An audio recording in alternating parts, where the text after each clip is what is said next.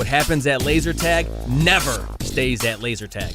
Laser Unfocused Tag Talk. Laser Unfocused Tag Talk. I feel like you could be like in Ghostbusters or something. Oh my God, you have got some stories. Let's talk about laser tag. Who knew you were a laser tag legend? Time to get laser unfocused. Tag Talk with Tivia. Welcome to Laser Unfocused Tag Talk. Hi, I'm Tivia. A little creativity can turn an ordinary night in the laser tag arena into something special, and there's plenty of inspiration to be found in pop culture, special events, and touchstone moments that mean something to your laser tag customers. So I'm so delighted today to be joined by Carrie Rokosz, who is the Vice President of Sales for the social media agency What to Post. So we're going to be talking about some things that'll give you inspiration about what to post. Welcome, Carrie. Hello, I'm so happy to be here. Oh, so glad to have you here. It's great to be talking again. And I invited you to join me to discuss a topic that I've been a lot more vocal about lately, which is how to celebrate pop culture touchstones and really get creative with them inside your laser tag arenas, and what can turn an average night into something really more memorable and special, and particularly how to use theme nights and things to bring a fresh creative spark to not just the arena, but how you showcase it and what you put out there when you're posting, showing some really cool ideas.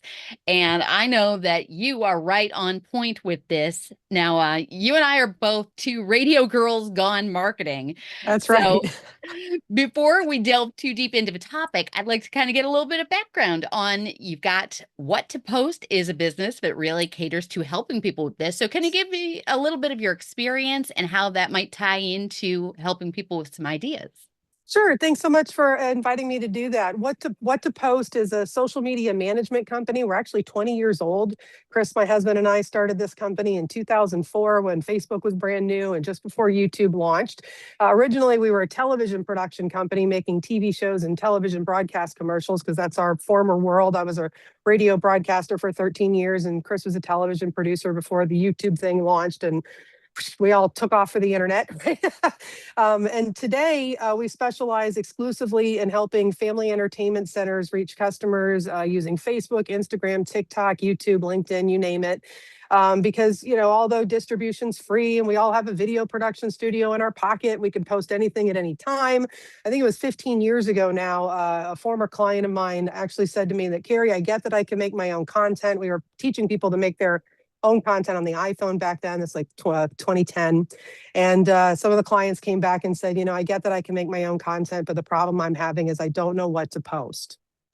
Mm-hmm. And then we met later, a few years after that, our business partner, Ryan McQuillan. He was our biggest client back in the day. He was running family entertainment centers. He had 9 parks that he was running, and we were running the social media for him. He was the president of the International Laser Tag Association back in the day, the ILTA. So some of the people watching the podcast might know Ryan well. And through Ryan, that's how we got involved with the FEC market. And now here we are, I think 8 years later now, and we only serve FECs, aside from our one other client that's not an FEC is Dippin' Dots. So, and they're in the fun space, taste the fun. So, we're the official marketing company of fun, we say. And I'm so glad that you invited me to talk about the pop culture aspect of things, because one of the things that Chris has been saying for as long as I can remember, so having a good theme is the heart and soul of good marketing, right? And good sales. And although it's like we want people to come to our fun centers all the time, so we constantly have to have a reason for them to come. People always want to know what the theme to a party is, and the example that Chris gives, and I've heard him tell this story a million times over 20 years, is if we're all going to be invited to a party, let's say you're throwing a party on Friday night and you're like, hey, Carrie, Chris, and, my friends, come on over for my party on Friday night. Carrie, you get the decorations. Chris, you get the drinks and the food. I'll provide the music. Everybody scatters off and I go to Party City, if that still exists. I don't know. And and I start looking around and I'm like, oh, well, nuts. What do I choose? There's a million choices, the tyranny of choice, right? But if you were like, hey, we're going to have a fiesta, we're like, oh, with that. Yeah. Or hey, a New Year's party, that kind of gives us an idea, maybe with a Great Gatsby theme, right? So got to have a theme to a party, and you've got to give people a reason to come into your place. And it's surprising to me that every week I talk to a family entertainment center owner. Maybe they made their money some other way that wasn't in FECs. They just don't realize it yet. Sometimes they've run FECs for 30 years, but it hasn't really dawned on them that they have to create a theme to their party constantly so that people have a good reason to come, And a fresh reason every time. So, and something to post about. Yeah. Yes. So Exactly. yes. And there are so many cool things that are already on people's radar that they are passionate about, that if you could just kind of tap into it. So I decided that I wanted to dedicate some time to this topic when I saw the amount of excitement and the creativity that was being generated by fans wanting to celebrate the release of the new Taylor Swift album.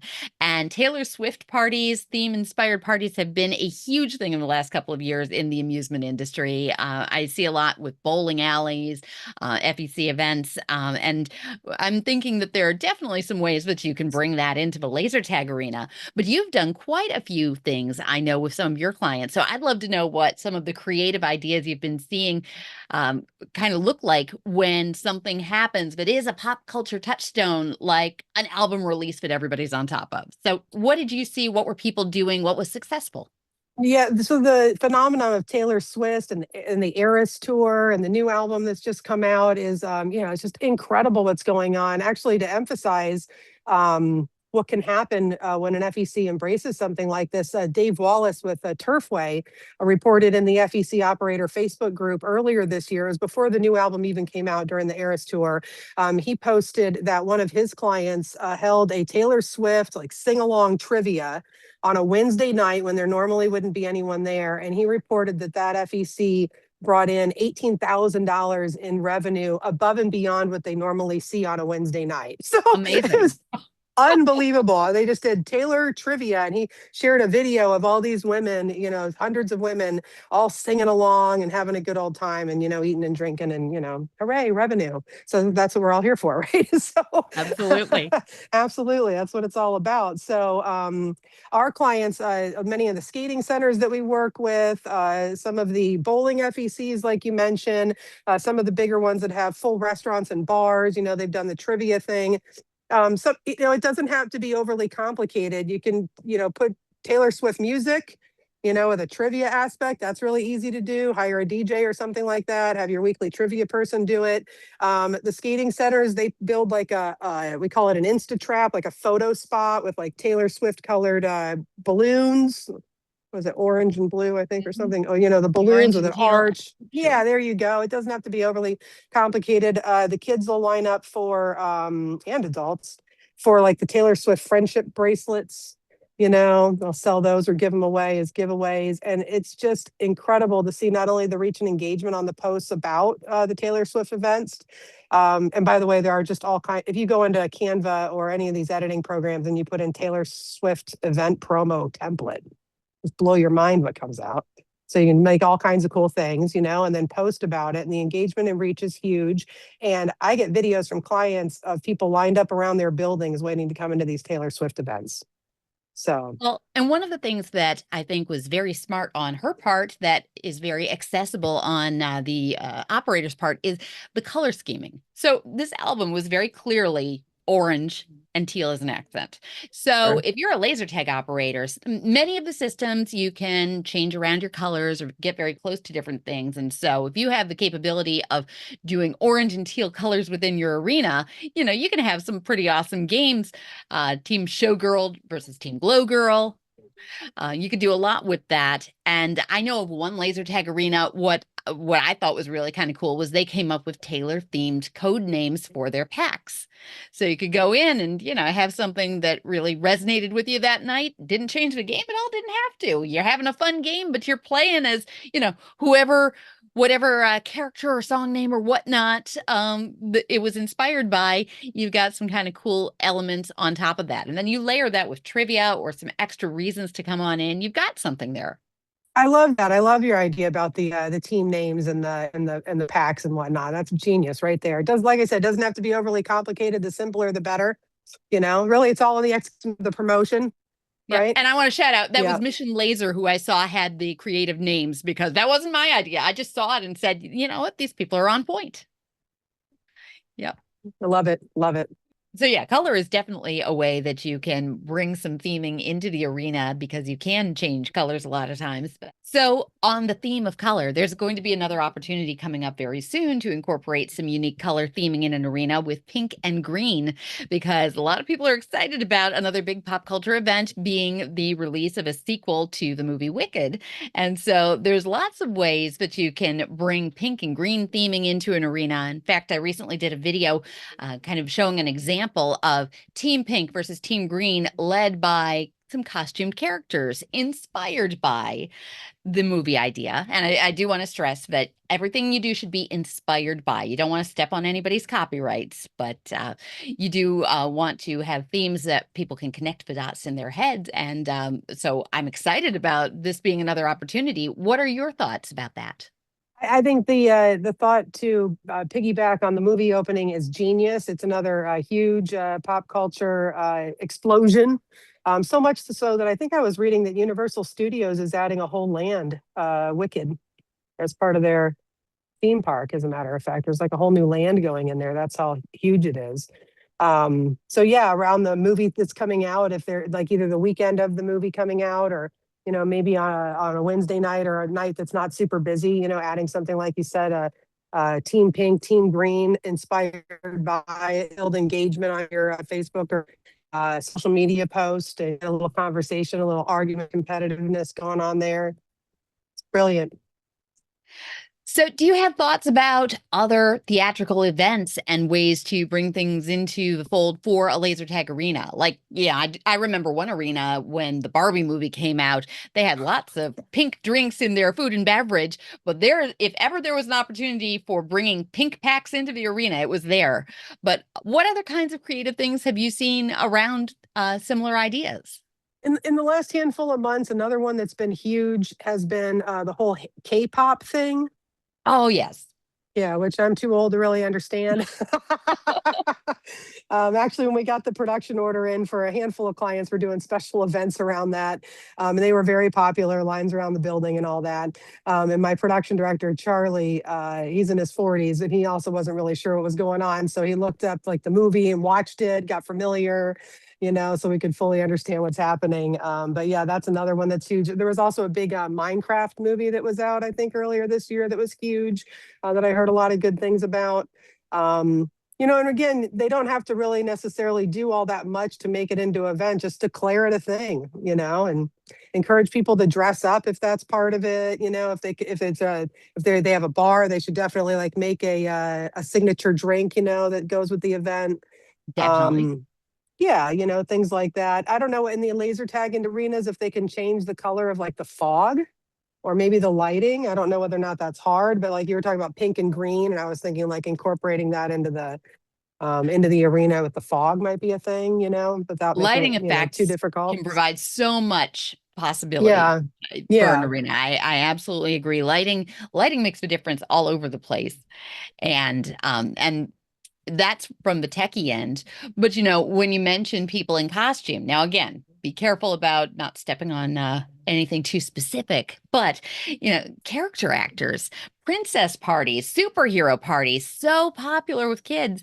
And so if you could have somebody, in a princess-inspired outfit tagging along the birthday kid, how much fun would that be? There are so many possibilities for great photo ops with that too, which all ties Yeah. back to you're going to post about this later. So what's going to make that awesome visual? Yep, that's true. And these events also give you an obvious, or an operator like an obvious campaign to put together. So like you're going to be doing the event, so you want plan out, post every, handful of days for like 6 weeks leading into the event, and get the conversation going on social media. And then there's Facebook Live, and there are live streams, YouTube, whatever, live streams from the event, posts from the event. And then, if you're taking lots of pictures of, people in costume or holding the drink or whatnot, there's thank you for joining us at the event, within a day or two of the event. And all those posts, are just obvious, at least in my mind anyway. Easy for me to say, I guess. There you go. But yeah, Yep. one of the challenges of marketing is always having something to say. Yep. Yep. And so it gives you something to say, which is really beautiful. And then also brings in customers at the same time. Definitely. So you've got that lead up, you've got what's happening in the moment. Come on down because it's right now. And then you have the follow up. So good sequence of steps for people to remember are important whenever you've got something cool to show off. Now, what about award season? That's a great idea. You could do like put a red carpet out, right? And have a red carpet laser tag, in front of the arena. Ask people to dress up in like some fancy outfit, to go along with whatever the big award, the Oscars or whatever's happening, right? I think that's a brilliant idea. Celebrate with us. Yeah, a lot of great ideas for engagement out of that. And then, of course, you could even say like something like, don't want to sit around and watch the Oscars, like, come play here instead or something like that. I, for one, am somebody that wouldn't sit down and watch that award show, but I might go to a party, with a theme like that. Well, now, this time of year, we're coming right off the heels of Halloween, and I see a lot of laser tag attractions that do haunted tag. And there's a few different ways to approach that. I've seen everything from spider webbing the complete arena out, adding theme pieces in. Sometimes you're talking about doing zombie games. Sometimes it can be, I've even gone into a haunted house where it wasn't so much a game as they had laser tag taggers and you were just tagging the actors as you made your way through the haunted house. So a lot of Halloween theming going on out there. What are some of the coolest things that you're seeing your clients do? Putting a nice Halloween patina on the laser tag maze, like you said, using spider webs, or I love the idea of having the being able to tag the characters in the haunted house. That sounds amazing, actually. That sounds like so much fun. But anything you can do to tie in Halloween as a winner, it's a billion-dollar industry. So definitely something to capitalize. Special spooky drinks and things people love, and costume contests and things people love. So that's definitely one to bring out the crowds.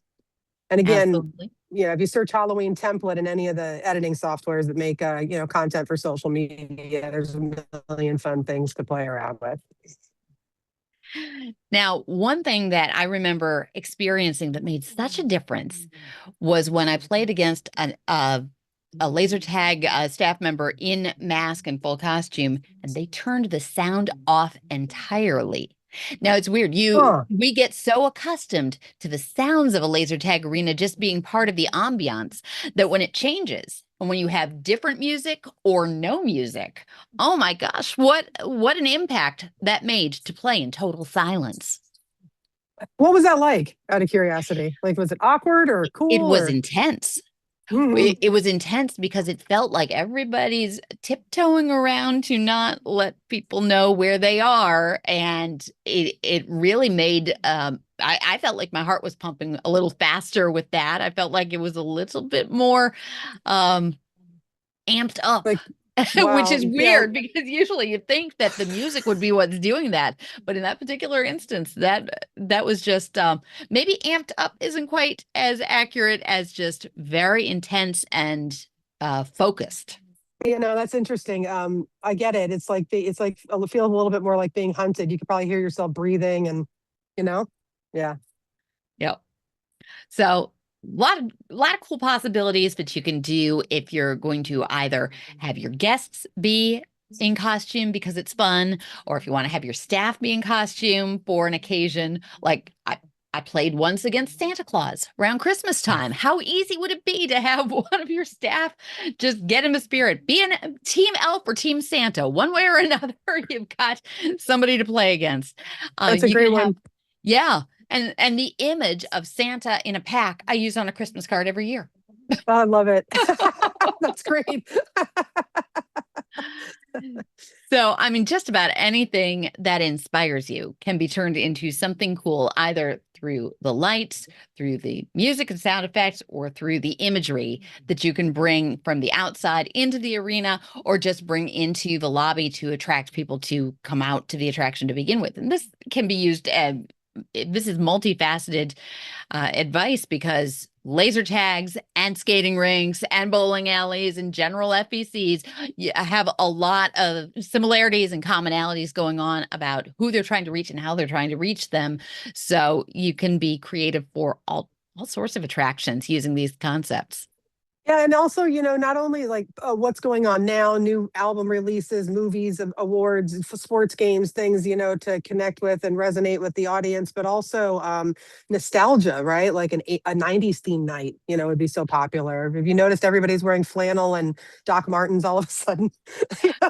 Oh my goodness. My home arena actually just recently did a 90s night, and I got so into it. I pulled out my Bayside Tigers t-shirt, scrunchies, so into it. 90s awesome. themed music, had a great time. Absolutely. And so simple. And, you're absolutely on point with that. Nostalgia is huge. So, you can reach out with some nostalgic ideas, not just to, maybe the kids who are driving the parents to want to come along, but the parents then have something that really kind of speaks to them at the same time.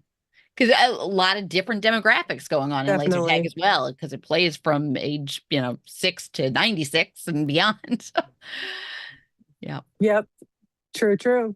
That's right. Yep. It's good stuff.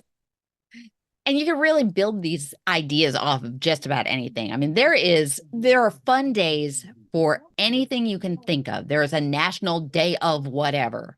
There's National Laser Tag Day on March 28th, but there's National Popcorn Day in January, free popcorn maybe. National Superhero Day comes up in April, National Mascot Day in June. And boy, you speak about sports opportunities. If you could get a local mascot to be out with you, how much fun would that be? And I'll tell you, I know nothing about sports, but I can tell you when the local teams are playing, because that is when I see the lights in the arena, the team packs turn to orange and blue if Syracuse is playing. So really, you can do that. Yeah. So those sports things, on the very national easy days to tie in. There's a website. Yeah, there's a website, nationaldayof.com. Where it has it just like mind-boggling how many different days there are for every single day of the year to choose from. Now, I'm really big on raising awareness for good causes. And so in May, I was advocating for players to wear green packs in their games and post some photos in support of Light It Up Green for Mental Health Awareness Month. But I know there's lots of causes that do very similar lighting campaigns. And so you could build around whatever is important to you. But, changing the lighting is definitely a way to incorporate a tone and a theme to whatever it is you're doing, whether it's a fundraiser or whether it's a fundraiser. A lot of possibilities. And you've been to one of my Tag for a Cause fundraisers, and so when we've tied in different lighting effects, it sets the scene. What kinds of things could you see incorporating into a fundraiser night? Well, it depends on what the theme of the night is, right? So for the Tag for a Cause, we are raising money for the animals, right, in the local community. So I don't know actually, whether or not there's a lighting element or like a decoration. But for the event, I remember the place we were at, they brought in a mobile bartender, and they had like a raffle, a little contest, and also play laser tag all night long to raise money. These are all things that make up an event. I think they had special snacks, if I remember for us, and then boom, you've got an event, a little food, little drinks, and some fun. That's really all that it takes. If there is an obvious tie-in, like you were saying, the green lighting that you're recommending is good. And, if there's a breast cancer awareness angle in October, you could light it up pink, comes to mind. Absolutely. Definitely. Yeah, I would definitely, if I had a laser tag arena and I were looking for, different topical promotions to take advantage of, I think that I would go on that National Day of website and look up all the different months, and see what somebody could take advantage of. They could even have a reoccurring event like every Wednesday night, throughout October. Not a Friday or Saturday, because you're already busy those nights, one of those off nights, right? No, these are opportunities for taking what might be an average ho-hum kind of night and then make it an event. Absolutely. And so the thing that is important that ties this all back to what to post is that you have to document this. You have to take the videos and the photos and bring it back. So, let's say we've had a really successful event. What are the things that people need to have on their checklist? These operators, what do they need to capture, and what do they do with it after they've captured it? I would I would recommend making a shot list for, like, I'm having an event at my FEC, and it can be the same shot list for every event. You know that when you get there, you want to shoot an exterior shot of people waiting in line. If there's no line, just people buying tickets at the counter, just a small little, you're holding your phone vertical and you're just like, as they're buying their tickets, you could just shoot, like, 5 people as a little cutaway, and it looks like a line, right? There doesn't have to be an actual line. You can shoot it and make it look like there's one. And then, you want to get shots of people playing and running, or hope not running, I guess, playing and smiling. Maybe get some people walking quickly. Yeah, get people putting their packs on. If it were at your event, the tag for a cause, when I showed up, I remember I shot an exterior shot of I think it was Laser Blast sign. Outside, I got a walk-in shot. Chris opened the door for me. I walked in and I could see you at the table greeting us. I had you wave at the camera. As the giveaway was, where you did an announcement at the end, announcing all the money that was raised, right? Shots of that going on are exciting. And thank you graphic at the end. And when you get all those shots throughout the event, and it's all checklist, like you said, you're check, check, check, check. Oh, have I shot? Oh, I missed that. Let me get Lori smiling. Okay, yeah. Then it's just over time, within a few events, the person that does this for you will have it memorized. And after it's over, you can just dump all those clips into an editing software. And I suggest making a reel, right? The vertical video sliders like TikTok, because taking collages of pictures are better than nothing. But there's a strong possibility that far more people are going to see it if it's a reel, because all of the platforms want to push the reels out above any other type of content. So even if you're not taking video clips, you can take all pictures and dump them into a reel maker. There's a ton of them. And then create something dynamic that flashes shots quick, because our attention spans are like gnats in 2025. Nobody has an attention span. It used to be, when I started doing this 20-something years ago, 1 to 3 minutes was to be talking about videos to catch people's attention as they're scrolling a mile quickly. And so it's got to look like eye candy, lots of fast shots. And thank you for joining us. And it's that simple and complicated all simultaneously. But it starts with having a shot list. Whatever the post is good, whatever form it's going to take, when the people are there enjoying the event, like that's the time to get the shots. So, and a lot of people don't think that out ahead of time. They just think, oh, take some pictures. And then at the end of the event, they took some pictures, but it's not what they're looking for. It doesn't tell a story, right? So the establishing shot out, like, think about it. Get an establishing shot or a sign, like a sign with your logo on it on the wall or something like that to start the video off with. And then, people waving and smiling and having fun. That's the main part, is sharing the fun.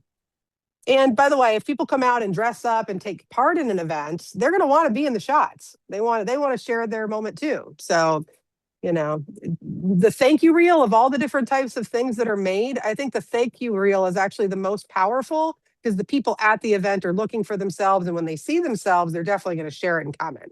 Absolutely. So, yeah. And you mentioned take a picture of the logo on the wall.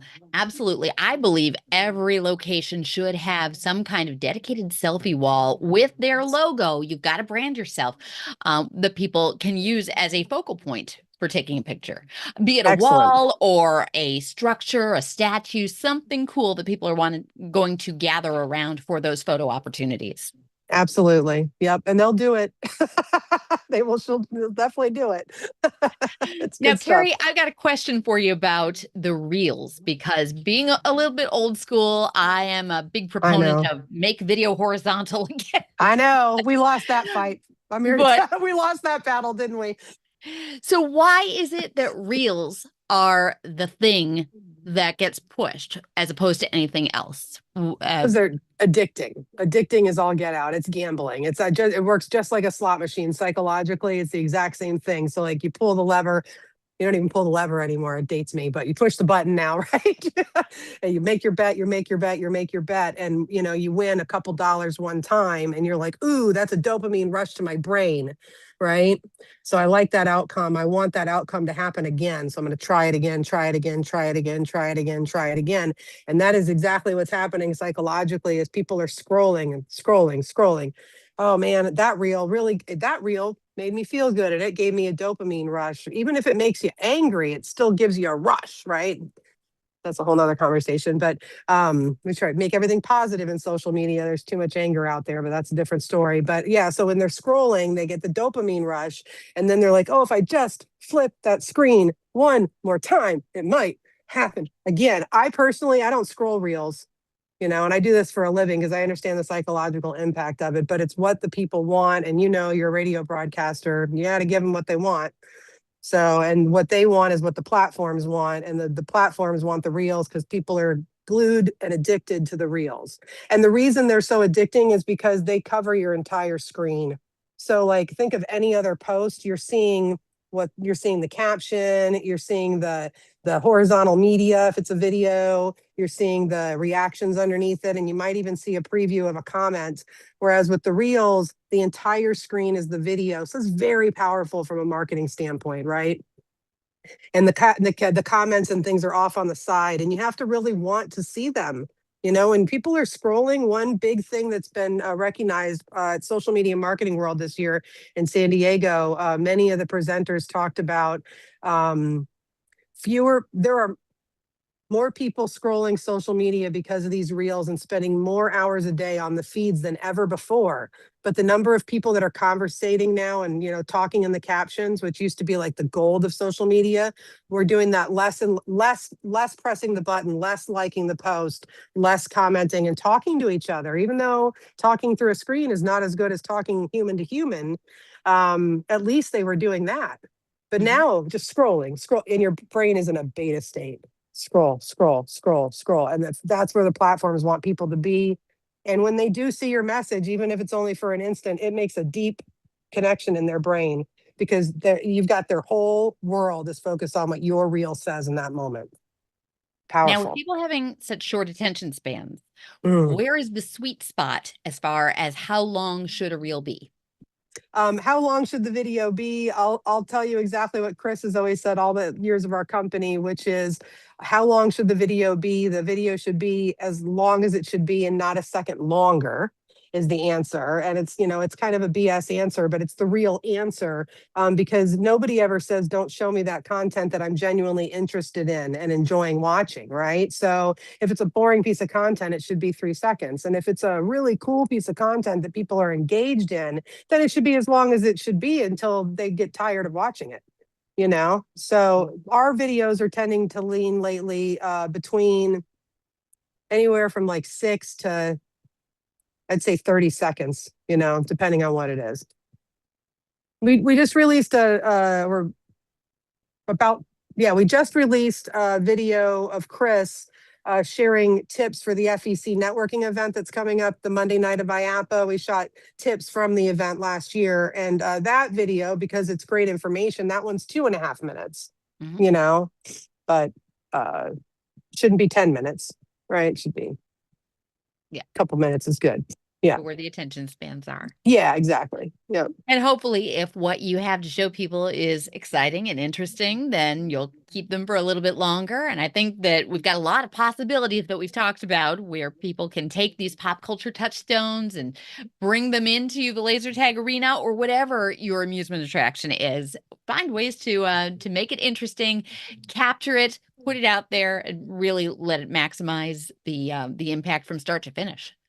So we've started with some great thoughts. Would you like to finish with any words of wisdom for laser tag operators? Really, I recommend planning all of this in advance. Like, look, the new year will be here before we know it. So right now, try maybe not start on tomorrow's content strategy. Instead, look at first quarter's content strategy, or definitely December leading into first quarter. What's going on over those months? Check out the nationaldayof.com website and look at all those. It'll take a while, but it's worth it. Maybe you spend a couple hours on that, and then they're all plotted out on a calendar ahead of time. Keep an eye on what movies are coming out, what albums are coming out, what's going on, pop culture wise. And if you have kids in the house, just keep an eye on what your kids are into, which a good parent should be doing anyway. Right. And that'll give you a good clue as to what the younger people are into, if that's part of the humans that you're trying to bring into your place, Yeah. Terrific. Well, thank you so much for taking some time to give some insight on what's working for your clients and where people can get some creative inspiration. That is my guest, Carrie Rokosz from What to Post. And thank you for sharing some ideas with us for what to post. Thank you. Great topic. Really appreciate it. Thanks for checking out this episode of Laser Unfocused Tag Talk. Listen for more episodes on the first and third Friday of each month. Want to be a guest on an upcoming episode? Find out more and follow my blog and website at TiviaChickLovesLaserTag.com.